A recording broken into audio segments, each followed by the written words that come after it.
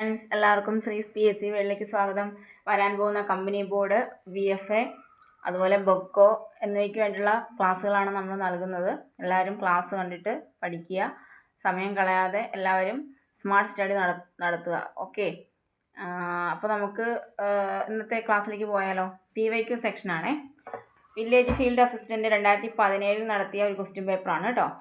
Okay, കൊല്ലം, എറണാകുളം, മലപ്പുറം, കാസർഗോഡ് നടന്ന ഒരു പരീക്ഷയുടെ ക്വസ്റ്റ്യൻ പേപ്പറാണ്. ഒന്നാമത്തെ ക്വസ്റ്റ്യനിലേക്ക് പോകാം. താഴെ പറയുന്നവയിൽ ഹിമാലയ പർവ്വത നിരയുടെ സവിശേഷത ഏതാണ്? താഴെ പറയുന്നതിൽ ഹിമാലയ പർവ്വത നിരയുടെ സവിശേഷത: കിഴക്കോട്ട് പോകുന്തോറും ഉയരം കൂടുന്നു. രണ്ടാമത്തെ ഓപ്ഷൻ പടിഞ്ഞാറ് ഭാഗത്ത് ഏറ്റവും ഉയരം കുറവ്. മൂന്നാമത്തെ ഓപ്ഷൻ കിഴക്കോട്ട് പോകുന്തോറും ഉയരം കുറയുന്നു. ഡി, എല്ലാ ഭാഗത്തും ഒരേ ഉയരം. എന്താണ് നമ്മൾ പഠിച്ചിട്ടുണ്ട്, ഹിമാലയ പർവ്വതനിര എങ്ങനെയാണ്? കിഴക്കോട്ട് പോകുന്തോറും അതിൻ്റെ ഉയരം കുറയുമല്ലേ ചെയ്യുന്നത്, അല്ലേ? പടിഞ്ഞാറ് നിന്നും കിഴക്കോട്ട് പോകുന്തോറും അതിൻ്റെ ഉയരം കുറയുകയാണ് ചെയ്യുന്നത്. അപ്പോൾ ഇവിടെ സി ഓപ്ഷനാണ് ആൻസർ കേട്ടോ. അപ്പോൾ നമുക്കറിയാം, ഏഷ്യൻ ഭൂഖണ്ഡത്തിലെ പ്രധാനപ്പെട്ട പർവ്വത നിരയാണ് ഹിമാലയം എന്ന് പറയുന്നത്, അല്ലേ? ഇന്ത്യൻ ഉപഭൂഖണ്ഡത്തിൻ്റെ ഭൂമിശാസ്ത്രപരവും സാംസ്കാരികവുമായ വ്യത്യസ്തതകൾക്ക് മുഖ്യ ഹേതുവാണ് ഈ ഹിമാലയം എന്ന് പറയുന്നത്. ഇന്ത്യയുടെ കാലാവസ്ഥ നിയന്ത്രിക്കുന്നതിൽ ഗണ്യമായ പങ്ക് വഹിക്കുന്ന പർവ്വതനിരയാണ് ഹിമാലയം എന്ന് പറയുന്നത്, അല്ലേ? അതുപോലെ നമ്മുടെ തെക്ക് പടിഞ്ഞാറൻ മൺസൂൺ കാറ്റുകളെയൊക്കെ തടഞ്ഞു നിർത്തി വടക്ക് കിഴക്കൻ സംസ്ഥാനങ്ങളിൽ മഴ ലഭ്യമാക്കുന്നതും ആരാണ്? ഹിമാലയമാണ്. ലോകത്ത് ധ്രുവങ്ങളിലല്ലാതെയുള്ള വിശാലമായ ഹിമനിരകളുള്ള പർവ്വതനിരയും ഹിമാലയമാണ്. അതുപോലെ ഈ ഹിമാലയ പർവ്വതനിരകളിൽ 6191 മീറ്റർ ഉയരത്തിൽ സ്ഥിതി ചെയ്യുന്നൊരു ഗിരിശിഖരമുണ്ട്. ഹിമാലയ പർവ്വത നിരകളിൽ 6191 മീറ്റർ ഉയരത്തിൽ സ്ഥിതി ചെയ്യുന്ന ഗിരിശിഖരമുണ്ട്. അതിൻ്റെ പേരാണ് ഓം പർവ്വതം. അത് ആരും കേട്ടിട്ടുണ്ടാവില്ല. ഓം പർവ്വതം ഉത്തരാഖണ്ഡിലാണ് ഓം പർവ്വതം കേട്ടോ. അതുപോലെ വിളവുകളുടെ ദേവിയായി സങ്കല്പിക്കുന്ന ഗിരിശൃംഗം ഏതാണ്, അല്ലെങ്കിൽ പർവ്വതം ഏതാണ്? വിളവുകളുടെ ദേവിയായിട്ട് പറയുന്നത് അത് അന്നപൂർണേനെയാണ് കേട്ടോ. അന്നപൂർണയാണ്. വിളവുകളുടെ ദേവിയായിട്ട് സങ്കല്പിക്കുന്ന ഗിരിശൃംഗം ഏതാണ്? അന്നപൂർണയാണ്. അത് ഹിമാലയത്തിലാണ് കേട്ടോ. അന്നപൂർണയുടെ ഉയരം എന്ന് പറയുന്നത് 8091 മീറ്റർ ആണ് കേട്ടോ. 8091 മീറ്റർ ഉയരമാണ്. അപ്പോൾ ഓർക്കുക, ഹിമാലയ പർവ്വതനിര എപ്പോഴും കിഴക്കോട്ട് പോകുന്നതോറും അതിൻ്റെ ഉയരം കുറയുകയാണ് ചെയ്യുന്നത് കേട്ടോ. കുറയുവാണേ. ഓക്കെ ആണെന്ന് വിശ്വസിക്കുന്നു. നമുക്ക് അടുത്ത ക്വസ്റ്റ്യനിലേക്ക് പോകാം. ഖിലാഫത്ത് പ്രസ്ഥാനവും, ഉത്തരം ഞാൻ പറഞ്ഞു അല്ലേ, ഖിലാഫത്ത് പ്രസ്ഥാനവും ദേശീയ പ്രസ്ഥാനവും ഒരുമിച്ച് പ്രവർത്തിച്ച കാലയളവ് ഏതാണ്? ഖിലാഫത്ത് പ്രസ്ഥാനവും ദേശീയ പ്രസ്ഥാനവും ഒരുമിച്ച് പ്രവർത്തിച്ച കാലയളവ് നിസ്സഹകരണ സമരമാണോ, നിയമലംഘന സമരമാണോ, ക്വിറ്റ് ഇന്ത്യ സമരമാണോ, ഉപ്പു സത്യാഗ്രഹമാണോ? ഏതാണ് ആൻസർ? നിസ്സഹകരണ സമരമാണ് അല്ലേ. ഖിലാഫത്ത് പ്രസ്ഥാനവും ദേശീയ പ്രസ്ഥാനവും ഒരുമിച്ച് പ്രവർത്തിച്ചത് നിസ്സഹകരണ സമരത്തിന് സമയത്തായിരുന്നു. അങ്ങനെയാണെങ്കിൽ ഖിലാഫത്ത് പ്രസ്ഥാനത്തിന് രൂപം നൽകിയ വർഷം ഒന്ന് പറയാമോ? ഖിലാഫത്ത് പ്രസ്ഥാനത്തിന് രൂപം നൽകുന്നത് 1919 അല്ലേ. അങ്ങനെയാണെങ്കിൽ ഇന്ത്യയിലെ മുസ്ലിങ്ങൾ ബ്രിട്ടീഷുകാർക്കെതിരെ നടത്തിയ പ്രസ്ഥാനം, അല്ലേ, ബ്രിട്ടീഷുകാർക്കെതിരെ സമരം നടത്തിയ പ്രസ്ഥാനമായിരുന്നു ഏതെന്ന് പറയുന്നത്? ഖിലാഫത്ത് എന്ന് പറയുന്നത് അല്ലേ. ഖിലാഫത്ത് പ്രസ്ഥാനത്തിന് രൂപം നൽകിയവർ ആരൊക്കെ ചേർന്നിട്ടാണ്? നമ്മൾ പഠിച്ചിട്ടുണ്ട്, അലി സഹോദരന്മാരാണ് ഖിലാഫത്ത് പ്രസ്ഥാനത്തിന് രൂപം നൽകിയത്. ആരാണ് ഈ അലി സഹോദരന്മാർ? മുഹമ്മദ് അലിയും ഷൗക്കത്ത് അലിയും. ഓക്കെ അല്ലേ. ഈ ഖിലാഫത്ത് പ്രസ്ഥാനത്തിൽ ആകൃഷ്ടനായി ഗാന്ധിജി ഒരു പ്രസ്ഥാനം കൊണ്ടുവന്നു. അതേതായിരുന്നു? ഖിലാഫത്ത് പ്രസ്ഥാനത്തിൽ ആകൃഷ്ടനായി ഗാന്ധിജി രൂപീകരിച്ച പ്രസ്ഥാനം ഏതാണ്? അതാണ് നിസ്സഹകരണ പ്രസ്ഥാനം അല്ലേ. നിസ്സഹകരണ പ്രസ്ഥാനം. ഹിന്ദു മുസ്ലിം ഐക്യത്തിനുള്ള സുവർണ അവസരമായി ഗാന്ധിജി കണ്ടത് ഏതിനെയായിരുന്നു? ഹിന്ദു മുസ്ലിം ഐക്യത്തിനുള്ള സുവർണ അവസരമായി ഗാന്ധിജി കണ്ടത് ഈ ഖിലാഫത്ത് പ്രസ്ഥാനത്തെയായിരുന്നു. ഓക്കെ, അങ്ങനെയാണെങ്കിൽ നിസ്സഹകരണ പ്രസ്ഥാനം നമ്മൾ പറഞ്ഞു. നിസ്സഹകരണ പ്രസ്ഥാനത്തിൻ്റെ ലക്ഷ്യങ്ങൾ എന്തൊക്കെയായിരുന്നു? ബ്രിട്ടീഷ് ഗവൺമെൻറ്റിൻ്റെ നയങ്ങളോടും പരിപാടികളോടും നിസ്സഹകരണം പാലിക്കുക എന്നുള്ളതായിരുന്നു. എന്താണ്? ബ്രിട്ടീഷ് ഗവൺമെൻറ്റിൻ്റെ നയങ്ങളോടും പരിപാടികളോടും നിസ്സഹകരണം പാലിക്കുക എന്നുള്ളതായിരുന്നു നിസ്സഹകരണ പ്രസ്ഥാനത്തിൻ്റെ ലക്ഷ്യങ്ങൾ എന്ന് പറയുന്നത്. ഓക്കെ അല്ലേടാ, കിട്ടുമല്ലോ. അപ്പോൾ നമ്മൾ പറഞ്ഞു, ഖിലാഫത്ത് പ്രസ്ഥാനത്തിന് രൂപം നൽകുന്നത് 1919 ഇന്ത്യയിലെ മുസ്ലിങ്ങൾ ബ്രിട്ടീഷുകാർക്കെതിരെ സമരം നടത്തിയ പ്രസ്ഥാനമാണ് ഖിലാഫത്ത് എന്ന് പറഞ്ഞു. രൂപം നൽകിയത് അലി സഹോദരന്മാരാണ്, മുഹമ്മദ് അലിയും ഷൗക്കത്ത് അലിയുമാണ് അല്ലേ. ഖിലാഫത്ത് പ്രസ്ഥാനത്തിൽ ആകർഷണനായി ഗാന്ധിജി രൂപീകരിച്ചതാണ് നിസ്സഹകരണ പ്രസ്ഥാനം എന്ന് പറഞ്ഞു.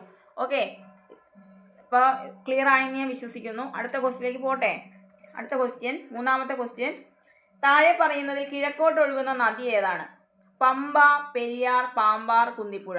എളുപ്പമല്ലേ. ഏതാണ് കിഴക്കോട്ട് ഒഴുകുന്നത്? തന്നിരിക്കുന്നതിൽ പാമ്പാറാണ് അല്ലേ. നമുക്കറിയാം, കേരളത്തിലാകെ 44 നദികളുണ്ട്. അതിൽ 41 പടിഞ്ഞാറോട്ടും 3 കിഴക്കോട്ടുമാണ് പോകുന്നത് അല്ലേ. അതിൽ ആ 3 ഏതൊക്കെയാണ് കിഴക്കോട്ട് പോകുന്ന 3? കബനി, ഭവാനി, പാമ്പാർ. അത് നിങ്ങൾക്ക് അറിയാം.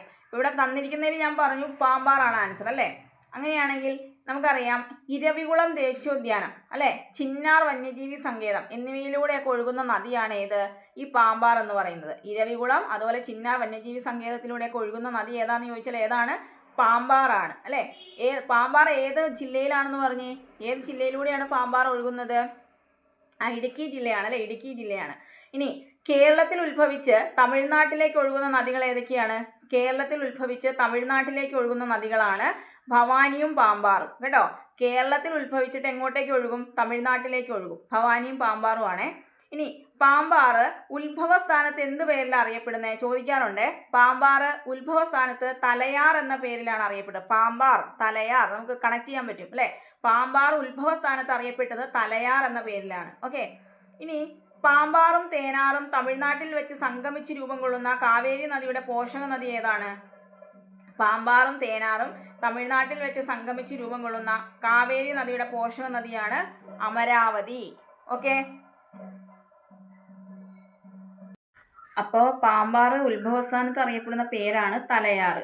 ഈ പാമ്പാറും തേനാറും തമിഴ്നാട്ടിൽ വെച്ച് സംഗമിച്ചൊരു കാവേരി നദിയുടെ ഒരു പോഷക നദി രൂപം കൊള്ളുന്നുണ്ട്. അത് ഏതാണ്? അത് അമരാവതിയാണ് കേട്ടോ. പാമ്പാറും തേനാറും തമിഴ്നാട്ടിൽ വെച്ച് സംഗമിച്ച് രൂപം കൊള്ളുന്ന കാവേരിയുടെ പോഷക നദിയാണ് അമരാവതി എന്ന് പറയുന്നത്. ഈ പാമ്പാറിൽ ഒരു വെള്ളച്ചാട്ടം ഉണ്ടല്ലോ, PSC സ്ഥിരം ചോദിക്കാറുണ്ട്. പാമ്പാറിൽ സ്ഥിതി ചെയ്യുന്ന വെള്ളച്ചാട്ടം ഏതാ? തൂവാനം വെള്ളച്ചാട്ടം. എവിടെയാണെന്ന് ചോദിച്ചിട്ടുണ്ട് അല്ലേ. തൂവാനം വെള്ളച്ചാട്ടം അത് പാമ്പാർ നദിയിലാണേ. അതുപോലെ കേരളത്തിൽ ഉത്ഭവിച്ച് കർണാടകയിലേക്ക് ഒഴുകുന്ന ഒരേ ഒരു നദിയുള്ളൂ. അത് ഏതാണ്? അത് കബനിയാണ് കേട്ടോ. കേരളത്തിൽ ഉത്ഭവിച്ച് നമുക്കറിയാം വയനാട്ടിലൂടെ ഒഴുകുന്ന നദിയാണ് കബനി അല്ലേ.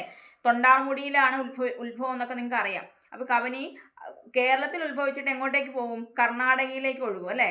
അങ്ങനെയാണെങ്കിൽ മാനന്തവാടി പുഴ എന്ന പേരിൽ അറിയപ്പെടുന്നതും കബനിയാണ് കേട്ടോ. മാനന്തവാടി പുഴ എന്ന പേരിൽ അറിയപ്പെടുന്നതും ഏതാണ്? കബനിയാണ്. ഇനി നമ്മൾ ഭവാനി നദിയുടെ കാര്യം പറഞ്ഞു. കിഴക്കോട്ട് ഒഴുകുന്ന മൂന്നാമത്തെ നദി ഭവാനി നദിയാണ്. ഭവാനി നദി എവിടെയാണ്? പാലക്കാട് ജില്ലയിലാണ് അല്ലേ. അവിടെ സ്ഥിതി ചെയ്യുന്ന ഒരേ ഒരു അണക്കെട്ടാണ്, ഭവാനി നദിയിലുള്ള ഒരേ ഒരു അണക്കെട്ടാണ് മുക്കാലി ഡാം. അതും ചോദിക്കാറുണ്ട്. ഭവാനി നദിയിൽ സ്ഥിതി ചെയ്യുന്ന ഒരേ ഒരു അണക്കെട്ട് ഏതാണ്? മുക്കാലി ഡാം. ഇത്രയും മനസ്സിലായോ? അപ്പോൾ കേരളത്തിൽ കിഴക്കോട്ട് ഒഴുകുന്ന 3 നദികളാണ് കബനി, ഭവാനി, പാമ്പാറ്.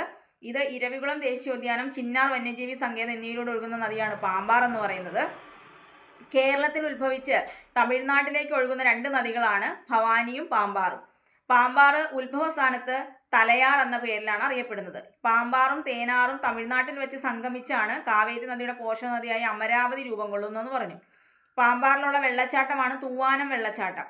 അതുപോലെ കേരളത്തിൽ ഉത്ഭവിച്ച് കർണാടകയിലേക്ക് ഒഴുകുന്ന ഏക നദി കബനിയാണെങ്കിൽ മാനന്തവാടി പുഴ എന്ന പേരിൽ അറിയപ്പെടുന്ന ഏതാണ്? കബനിയാണ്. പിന്നെ നമ്മൾ പറഞ്ഞു ഭവാനി നദിയിലെ ഒരേ ഒരു അണക്കെട്ട് ഏതാണ്? മുക്കാലി ഡാമാണെന്ന് പറഞ്ഞു. ഇത്രയും ഓക്കെ ആണെന്ന് വിശ്വസിക്കുന്നു. നമുക്ക് അടുത്തയിലേക്ക് പോകാം. അഹമ്മദാബാദ് തുണിമിൽ സമരത്തിന്റെ മുഖ്യ കാരണം. അഹമ്മദാബാദ് തുണിമിൽ സമരം അറിയാലോ. ഗാന്ധിജി ഇന്ത്യയിൽ നടത്തിയ ആദ്യത്തെ നിരാഹാര സത്യാഗ്രഹം എന്ന് പറഞ്ഞാൽ ഏതാണ് അതിൻ്റെ ആൻസർ? അഹമ്മദാബാദ് തുണിമിൽ സ്ട്രൈക്കാണ് അല്ലേ. അങ്ങനെയാണെങ്കിൽ അതിൻ്റെ മുഖ്യ കാരണം എന്തായിരുന്നു അതിൻ്റെ മുഖ്യ കാരണം? പ്ലേഗ് ബോണസ് അല്ലേ. പ്ലേഗ് ബോണസ് ആയിരുന്നു. നമുക്കറിയാം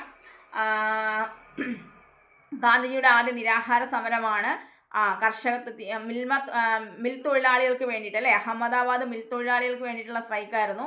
1918 ഇനി ഇതിൻ്റെ കാരണം എന്ന് പറയുന്നത് തൊഴിലാളികൾ അവരുടെ വേതനം 35% വർദ്ധിപ്പിക്കണം. എത്ര ശതമാനമാണ്? തൊഴിലാളികൾ അവരുടെ വേതനം 35% വർദ്ധിപ്പിക്കണമെന്ന് ആവശ്യപ്പെട്ടതിനെ തുടർന്നിട്ടാണ് ഈ അഹമ്മദാബാദ് തുണിമിൽ സ്ട്രൈക്ക് നടക്കുന്നത് അല്ലേ. അതുപോലെ തന്നെ ഗാന്ധിജി ഇന്ത്യയിൽ നടത്തിയ മറ്റ് 2 സത്യാഗ്രഹങ്ങളായിരുന്നു ചമ്പാരനും ഖേദയും അല്ലേ. ചമ്പാരൻ സത്യാഗ്രഹം 1917 ഖേദയാണെങ്കിൽ അഹമ്മദാബാദ് തുണിമിൽ സ്ട്രൈക്കിൻ്റെ അതേ വർഷം തന്നെ അല്ലേ, 1918 ചമ്പാരൻ സത്യാഗ്രഹം നോക്കുകയാണെങ്കിൽ അതിൻ്റെ പ്രാദേശിക നേതാവ് എന്നറിയപ്പെടുന്നത് നമുക്കറിയാം രാജ്കുമാർ ശുക്ലയായിരുന്നു അല്ലേ. ചമ്പാരൻ സത്യാഗ്രഹത്തിൻ്റെ പ്രാദേശിക നേതാവാണ് രാജ്കുമാർ ശുക്ല. അതുപോലെ 1918 കർഷക സമരം അല്ലേ നടന്നു. 1918 അതേതാണ്? ഖേദ കർഷക സമരം അല്ലേ. 1918 നടന്നതാണ് ഖേദ കർഷക സമരം. അതിന് നേതൃത്വം നൽകിയത് ഗാന്ധിജിയും പട്ടേലുമായിരുന്നു, സർദാർ വല്ലഭായ് പട്ടേലുമായിരുന്നു. ഓക്കെ. എന്തിനെതിരെയായിരുന്നു ഖേദ കർഷക സമരം നടന്നത്? ഭൂനികുതി അടയ്ക്കാൻ വേണ്ടിയിട്ട് ഗവൺമെന്റ് ആവശ്യപ്പെട്ടു അല്ലേ? അതിനെ തുടർന്നുണ്ടായ സമരമാണ് ഖേദ എന്ന് പറയുന്നത്. അപ്പോൾ ഗാന്ധിജിയുടെ ആദ്യകാല സമരങ്ങളൊക്കെ PSCയിൽ വളരെ ഇമ്പോർട്ടൻ്റ് ആണ്. അപ്പോൾ ആദ്യകാല സമരങ്ങൾ എന്നറിയപ്പെടുന്നത് ഏതൊക്കെയാണ്? ചമ്പാരനുണ്ട്, ഖേദയുണ്ട്, അഹമ്മദാബാദ് മിൽ സ്ട്രൈക്ക് ഉണ്ട്. അല്ല, ഏറ്റവും ആദ്യം നടന്നത് ചമ്പാരനാണ് അല്ലേ? ഇനി അത് കഴിഞ്ഞിട്ടാണ് 1918 ഗാന്ധിജിയുടെ ആദ്യത്തെ നിരാഹാര സത്യാഗ്രഹം അഹമ്മദാബാദ് മിൽ സ്ട്രൈക്ക് ആരംഭിക്കുന്നത്. ഓക്കെ, അതുപോലെ ഖേദ സമരവും 1918 ഓക്കെ, അങ്ങനെയാണ്. നമുക്ക് അടുത്ത ക്വസ്റ്റ്യനിലേക്ക് പോകാം. ജാതിക്കുമ്മിയുടെ കർത്താവ് ആരാണ്? ജാതിക്കുമ്മി ആരാണ്? ജാതിക്കുമ്മിയുടെ കർത്താവ് നിങ്ങൾക്കറിയാം, നവോത്ഥാനത്തിൽ നിന്നുള്ളൊരു ക്വസ്റ്റ്യൻ ആണ് അല്ലേ? പണ്ഡിറ്റ് കറുപ്പനാണ് അല്ലേ? ജാതിക്കുമ്മിയുടെ കർത്താവ് ആരാണ്? പണ്ഡിറ്റ് KP കറുപ്പനാണ്. അങ്ങനെയാണെങ്കിൽ ഈ പണ്ഡിറ്റ് കറുപ്പനെ വളരെയധികം സ്വാധീനിച്ച ഒരു സിദ്ധാന്തം ഉണ്ടായിരുന്നു. ഏതാണത്? അത് അദ്വൈത സിദ്ധാന്തമാണ് കേട്ടോ. പണ്ഡിറ്റ് കറുപ്പനെ വളരെയധികം സ്വാധീനിച്ച സിദ്ധാന്തമാണ് അദ്വൈത സിദ്ധാന്തം എന്ന് പറയുന്നത്. അങ്ങനെയാണെങ്കിൽ ഈ പണ്ഡിറ്റ് കറുപ്പൻ ജനിച്ചത് എവിടെയാ? എറണാകുളം ജില്ലയിലെ ചെറായിലാണ് അല്ലേ? ചെറായിൽ ജനിച്ച സാമൂഹ്യ പരിഷ്കർത്താവാണ് ആര്? പണ്ഡിറ്റ് കറുപ്പൻ. നമുക്കറിയാം കൊച്ചി കായൽ സമ്മേളനം അല്ലേ?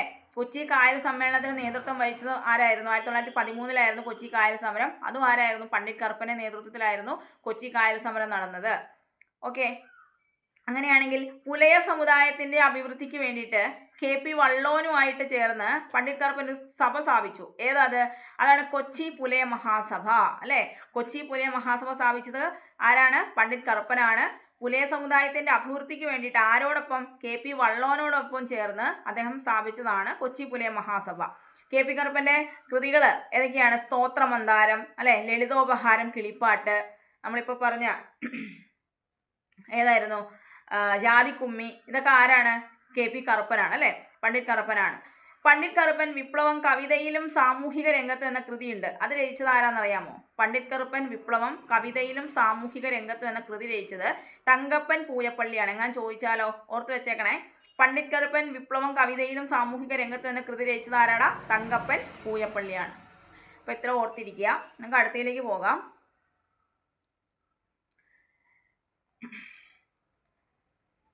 1856 ഹിന്ദു വിധവാ പുനർവിവാഹ നിയമത്തിന് വേണ്ടി പ്രവർത്തിച്ച സാമൂഹ്യ പരിഷ്കർത്താവ്. ഇന്ത്യൻ നവോത്ഥാനത്തിൽ നിന്നുള്ളൊരു ക്വസ്റ്റ്യൻ ആണ്. 1856 ഹിന്ദു വിധവാ പുനർവിവാഹ നിയമത്തിന് വേണ്ടി പ്രവർത്തിച്ച സാമൂഹിക പരിഷ്കർത്താവായിരുന്നു ആരാണ്? ഓപ്ഷനിൽ രാജാറാം മോഹൻ റോയ് ഉണ്ട്, മാഡം ഗാമി ഉണ്ട്, സരോജിനി നായിഡു ഉണ്ട്, ഈശ്വരചന്ദ്ര വിദ്യാസാഗർ ഉണ്ട്. ഏതാണ് ആൻസർ വരുന്നത്? ഹിന്ദു വിധവാ പുനർവിവാഹ നിയമം എന്ന് പറയുമ്പോൾ ആരാണത്? ഈശ്വരചന്ദ്ര വിദ്യാസാഗർ ആണ് അല്ലേ? നമുക്കറിയാം ആധുനിക ബംഗാളി ഭാഷയുടെ പിതാവാണ് അല്ലേ? ആധുനിക ബംഗാളി ഭാഷയുടെ പിതാവാണ്. ബംഗാൾ നവോത്ഥാനത്തിന്റെ പ്രധാനികളിൽ ഒരാളാണ് ഈശ്വരചന്ദ്ര വിദ്യാസാഗർ. ഷോംപ്രകാശ് SCRTയിലുള്ള ഒരു ഫാക്റ്റ് ആണ്. ഷോംപ്രകാശ് എന്ന പത്രം സ്ഥാപിച്ചത് ആരാണ്? ഈശ്വരചന്ദ്ര വിദ്യാസാഗർ ആണ്. ഓക്കെ, അങ്ങനെയാണെങ്കിൽ വിധവാ പുനർവിവാഹ നിയമം പാസാക്കിയ ഗവർണർ ജനറൽ ആരാണ്? വിധവാ പുനർവിവാഹ നിയമം പാസാക്കിയ ഗവർണർ ജനറലാണ് ഡൽഹൌസി പ്രഭു അല്ലെ? ഡൽഹൌസി പ്രഭുവാണ് വിധവാ പുനർവിവാഹ നിയമം പാസാക്കുന്നത്.